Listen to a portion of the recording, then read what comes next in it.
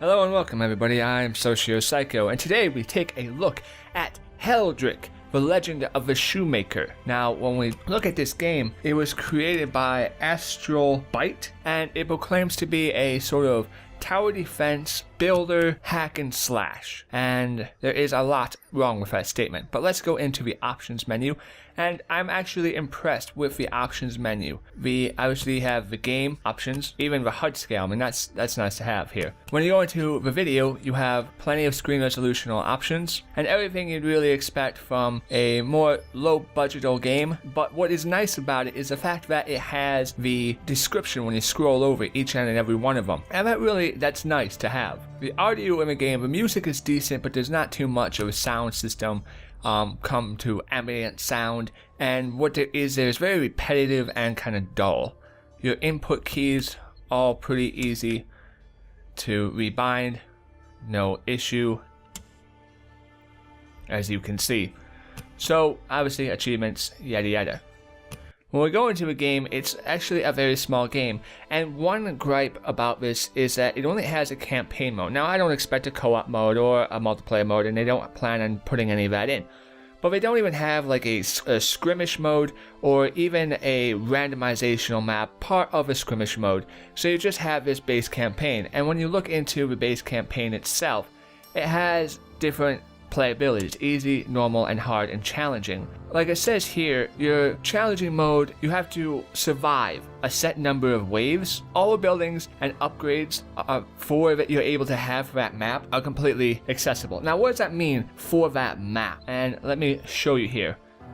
So there is not any free building in the game, and here we have the movement. When we go into the building selection, you can see we have these little platforms here, and each little platform has a different building you can put on it. A tent will increase your population, so let's get one of those up first.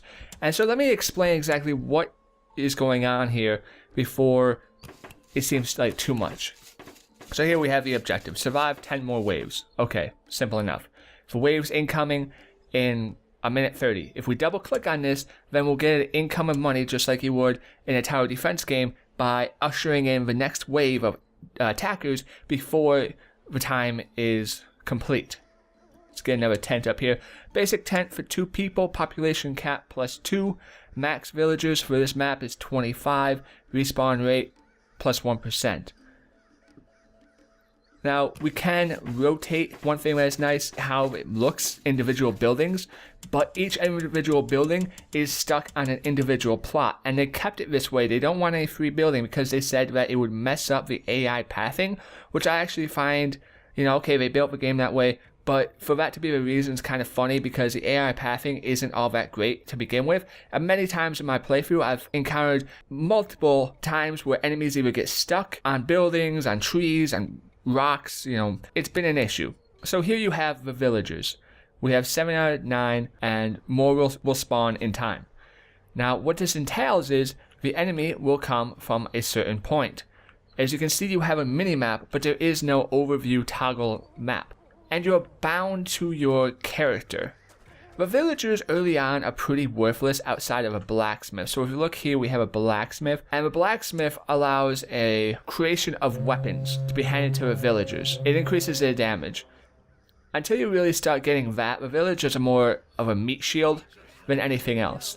And as you're seeing right here, this is the pinnacle of a hack and slash. There is no abilities you can use. There is no special traits or anything else. It just comes down to watching your health, letting the enemy do all of the attacking, but not having any of special passive abilities, any special buffs, or anything else. Also, archers in this game are very annoying, and this is what I'm talking about with the pathing. There's a lot of issues with how the controls work.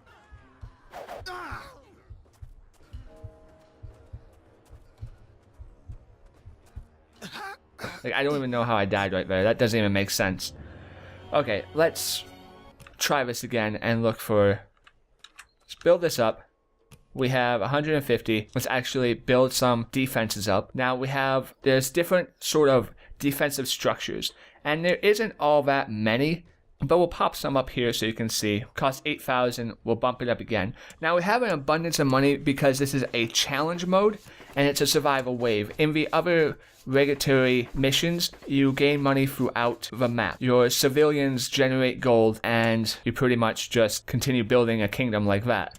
But the issue is, the combat system of the game is rather bad, as well as the fact that I understand the way he moves is sort of like a drunken fool, or maybe it feels a little bit like a way you would handle a vehicle. And that's something you can get by and, sort of get over or get used to. But what is really difficult to be able to get over or to get used to, let's get a health statue out here, increases the health or base statue that heals all allies in range, unguarded range, and rate heals allies. You get the point. So it has a little range here. If we're in there, our health will increase more.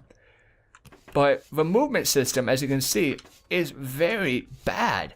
And mixed in with the combat, there's a lot of times where you'll just get stuck on something and die, or you're trying to run away and you'll get stuck in between trees. Something will happen to where the whole basis of the game is to be moving and to be fighting. But the one thing you end up doing the most of is the one thing that the game lacks the most skill in. Oh, didn't get a blacksmith up. Okay. So 10 waves on this map coming, and first wave, now we got some towers, so that'll help out a little bit. But what happens majority of the times is that the building outside of challenge mode, because obviously challenge mode you have a bunch of money, you can just spam buildings and get defenses up. See right there, I almost got stuck in those trees. Moving is a real pain in the butt, and the combat is just boring. You really don't do anything, you just attack. Make sure that you don't get hit by archers because it's easy to get killed that way, and use your townspeople as meat shields. But the movement system and the attack system is kind of more of a, you put yourself in a general area next to the enemy and he will attack. But the problem is that when trying to move away or fall back from the enemy, the movement system is tied right into a combat system. And so moving away from troops is a real pain in the butt. So as you can see, one lackluster part of this game is it's a tower defense game, but it's a tower defense game which limits you in your capability to build anything. There are walls, as you can see, there's like a little blockade over here in the north. There are building structures and options, but because of the fact they don't allow you to actually free build, you can't, it not only takes away a huge majority of the replayability that the game could have as wanting to play different aspects, different styles, but it also takes away from capability of defending or any combat, and it leaves it very lackluster. Alright, let's build a blacksmith and increase our blacksmith up. Costs 25,000 coins. I mean, we've been upgrading a lot, so our villagers will have stronger weapons. Of course, we only got 2 out of 9 villagers. Let's get another tent out, pop another tent, get some more villagers up. And when playing this game, I felt as if it was in pre-alpha or beta or even early access, but it is not. It is a release. And it is marketed, they say, for casual people. And I find fault in that, because if you market a game towards casual people and you say, well, you can't expect a certain level of content because, it's for casual people. It's like, well, I don't care if you have 4 mechanics in a game. If the mechanics are completely flushed out and properly created, the game is going to be good. So you can have a game that's casual, but when the mechanics are not decently placed together, such as this, there's no excuse for it. You can't hide behind some sort of shield wall of title. So as you can see, this is very exciting, and you can expect similar aspects of combat to be this. You really don't do anything as your hero, quote unquote. He has no special powers, he really hasn't anything, and many of the times he'll end up moving in places you don't even want him to go. So let's look at these right now. Let's look at the buildings and see what we can say. So there's an area lamp. There's no room for free building, and this, from what I've been able to see so far in the game, does absolutely nothing. It is a cosmetic decoration. So what is the point? If it was free building, I could understand, make the map kind of look more like you want to. Campfire, okay, campfire, upgrade it. It has a little of a health regen, but that in compared to a shrine of healing, why bother? It takes up space. It's not like there's a cosmetic way to free place it, once again. The flame turret versus, this one, it just comes down to, like, you only have a limited amount of spots, so what are you going to place? A wishing well? So far, I haven't seen anything that's actually been useful. It's just a decoration. There are these buildings, which in theory could be used in a combinational way to make a tower defense platform game. But because it doesn't have a free building system, most of these are just worthless. And if combat was fleshed out, if there were class characters, this is hypothetical, this is the name of the game, but if there were class characters, like, a fighter, a mage, whatever, and you built up towers of slowing, and you were ranged, then in theory you could destroy enemy waves in more of a hack and slash feel because they would be slowed coming to you. But there's a severe lack of representation of the combat as well as the options that you can do. Strategy wise, there isn't really much you can do. And as you notice thus far, the enemy that they throw at you are very repetitive. The building aspect of the game on the... come on, move.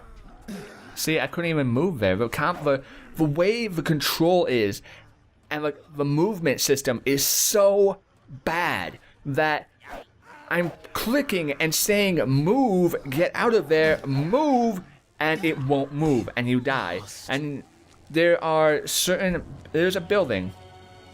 And you say, well, you don't know what you're talking about because there's a building on another game which will allow you to respawn. Let's see if I can't show you that real fast here. It's this bug again. Okay, there we go. So let me show you. We need to build up our peasants so we can unlock the building of a medium buildings because population requirements, which is fine. That's perfectly understandable. There is a severe lack of strategy in this game, and as you see here, like, there's walls options, right? 1,500 for that. It's a bit expensive, but whatever. 500 for this one. Okay, so we can build a wall, but we're unable to coordinate it off or make it. They went like right in the middle, in between a tower defense game and a strategy RTS, but they didn't pick up on the best qualities, and they didn't go far enough towards an RTS. And this feels very lackluster because of it. You want to create a building game, understandably, with also a tower defense aspect, with an economy aspect, but you look more something towards Stronghold, but they didn't even really do that all that well because the villagers you have to create are only really useful once you upgrade the blacksmith, but after you upgrade the blacksmith, it just gets boring. So let's see, Rebirth Shrine, there we go. Resurrects a player on death. Upgrade for decrease in respawn time. So we can place that down, and now we have a place to kind of pop out if we die. While that can be a safety net, because if you die once, your mission's over, and there is no save option, as you can see here. So if you're playing for 30 minutes, there's no quick save, no load option, no whatnot, and your power goes out, or you die, or whatever happens, that's really discouraging, and I would expect a save option in this game, but there is not one. There are certain buildings which increase the health regain rate of bonus heal rate 25% for a herbalist shop. There are other buildings, houses increase population by plus 5%. And there's different cosmetics of houses. And like I said, the rotational mechanic of the game is nice.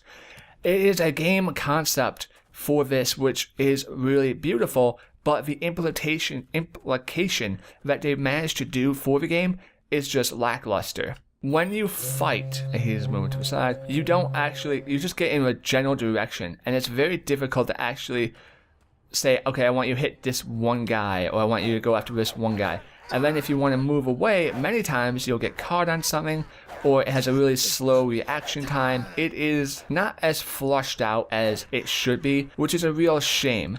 And like I said, even for a casual player to pick up this game, I would seriously question that, because you say, okay, well, it's for a casual market, it's for a casual gamer, but if the mechanics are not flushed out properly, you could have 4 mechanics or you could have 27 mechanics, and if your mechanics are not done properly, you're not doing a casual player a service. because you're not enticing them to get into gaming. You're saying, well, this is what a game is. It's filled up with nothing but frustration or movements, lackluster of capability to control your environment. And here's another issue I found. I have no clue if that's some issue with the screen resolution. I don't know. I wanted to like this game, I really did, because it has a great concept to it. But your hero is pretty much worthless. The villagers are kind of worthless outside of an upgraded blacksmith. And then the issue I found is once you gain everything higher up, once you put in the effort and the time, and you're like, okay, I got a great kingdom, even though all my placements are pre-decided for me, I have a good area and society. And then it's like, all right, after you got your kingdom exactly where you want it to be, after the next wave, you're going to lose. So you spend a half hour building up your kingdom just like you want it, to your little village, and then by the time you complete that, the next wave, the mission's complete. You don't really get to play all that much with your toys, and it's unfortunate because you don't have any toys really to play with to begin with, so you can't really admire what you were able to create in the end. There are some collectible items which either give you gold or archery that you can find throughout the map. We just picked up 6 arrows, and also you can take out animals, which will give you a little bit of increase in money, so you can go hunt game for that purposes. On bigger maps, on this map it's not a big deal, but on bigger maps, having the camera pretty much tied in and movement really annoying with the character makes it upgrading buildings and creating a better kingdom faster is a real pain in the butt, because while this map is pretty open, on other maps it's much more difficult to actually get to where you want to go. So as you can see with spawn points right here, and there's different spawn points. This is the fighting mechanics. Freaking amazing. If you can withstand all the issues with this game that are holding it back, then okay. But I'm somebody who expects the best out of a game, and it feels like they either spread themselves too thin by not adding enough content to flesh out their concept. They ran out of money. I don't know. I can't recommend this. I really can't. It's filled with frustration and just a real mess. You never feel really accomplished for anything, because by the time you create an empire, you're already moving on to the next mission. You don't get to savor anything that you've built, and you don't really get to choose how your society looks or where you get to place your defenses and create something that's truly yours. It doesn't have much replayability. The combat system's poor. The enemies are very repetitive. The building systems in the game is actually pretty weak. While there is some variation, it overlaps upon itself, like I showed you. And the hack and slash element of the game is just pathetically sad. That mixed in with how they tie the combat into the moving mechanics, and many times when you try moving away from an enemy, you'll actually move towards the enemy, and you won't even be touching your keyboard, and the enemy and your character will move 40 feet to fight an enemy, and it's like, what are you doing? You have 2 health. There's also a mechanic. Let me show you. It'd be unfair for me not to show you a mechanic.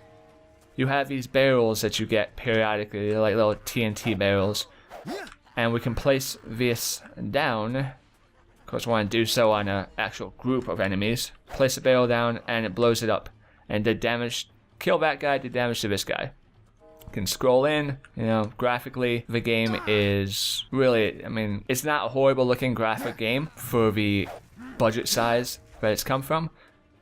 And just if you're not rolling in money, then just maybe be really, really careful in your decision to purchase this. Because if you buy this game or not, if you like this game or not, I don't care.